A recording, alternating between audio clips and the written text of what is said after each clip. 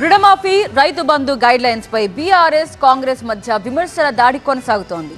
కొత్త నిబంధనలను పెట్టి ప్రభుత్వం రైతుల్ని మోసం చేసిందని బీఆర్ఎస్ విమర్శిస్తే గత కేసీఆర్ ప్రభుత్వం చేసిన తప్పుల్ని తాము చేయమని రైతన్నలకిచ్చిన హామీలను 100% అమలు చేస్తున్నామని కాంగ్రెస్ పార్టీ కౌంటర్ ఇచ్చింది. రైతన్నల హామీల చుట్టూ తెలంగాణ రాజకీయం నడుస్తోంది. వర్షాకాలం రావడంతో రైతులంతా ప్రభుత్వం వైపు ఆశగా చూస్తున్నారు. ఎప్పుడెప్పుడు ప్రభుత్వం రైతు భరోసా నగదు సాయం ఇస్తుందా అని ఎదురు చూస్తున్నారు. పంటలకు పెట్టుబడి సాయంపై రైతుల్లో చర్చ జరుగుతున్న సందర్భంగా తెలంగాణ వ్యవసాయ శాఖ మంత్రి తుమ్మల నాగేశ్వరరావు రైతు భరోసా పథకంపై మరోసారి క్లారిటీ ఇచ్చారు. పంట పెట్టుబడి సాయాన్ని నిజమైన రైతులకు మాత్రమే అందించనున్నట్లు మరోసారి తేల్చి చెప్పారు.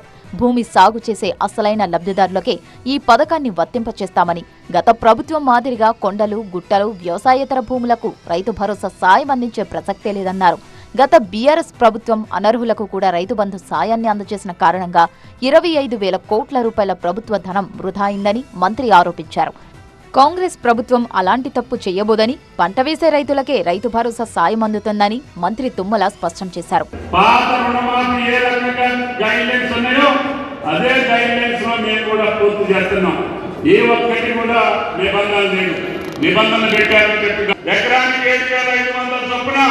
పంట వేసినటువంటి భూములకి ఇస్తామని చెప్పాం. గతంలో పంట అయినటువంటి కొండలకి, కోనలకి కూడా 25,000 కోట్లు వృధా చేశారు. ఈసారి ఆ పద్ధతి కాకుండా పంట వేసినటువంటి రైతుకే రైతు భరోసా ఇచ్చి ప్రతి సంవత్సరం రైతు నిలబెట్టాలని చెప్పి ముఖ్యమంత్రి గారు ఆదేశం. రైతు భరోసాకు పరిమితులు పెట్టడంపై మాజీ మంత్రి హరీష్ రావు ప్రభుత్వాన్ని ప్రశ్నించారు.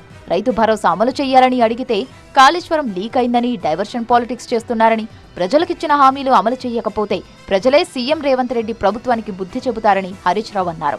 రైతు బంధు ఎందుకు ఇస్తలేవు, ఇంకెప్పుడు ఇస్తావు రైతు భరోసా అంటే కాళేశ్వరం లీక్ అయిందని దానికి ఒక డ్రామాలు పెడతా ఉంటాడు.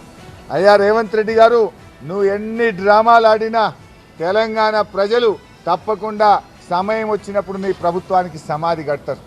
డ్రామాలు కట్టిపెట్టు, ప్రజలకిచ్చిన హామీలు అమలు చేయమని చెప్పి ఈరోజు మేము డిమాండ్ చేస్తూ ఉన్నాం. గత బీఆర్ఎస్ ప్రభుత్వం భూమి ఎంత ఉందనే విషయంతో సంబంధం లేకుండా ఎన్ని ఎకరాలు ఉన్నా రైతు బంధు సాయం అందించింది. కానీ కాంగ్రెస్ ప్రభుత్వం ఈ నిబంధనలను మార్చి రైతు భరోసా పేరుతో నగదు సాయం ఇచ్చేందుకు సిద్ధమైంది. దీంతో ఈ అంశంపై రాజకీయ రచ్చ మొదలైంది.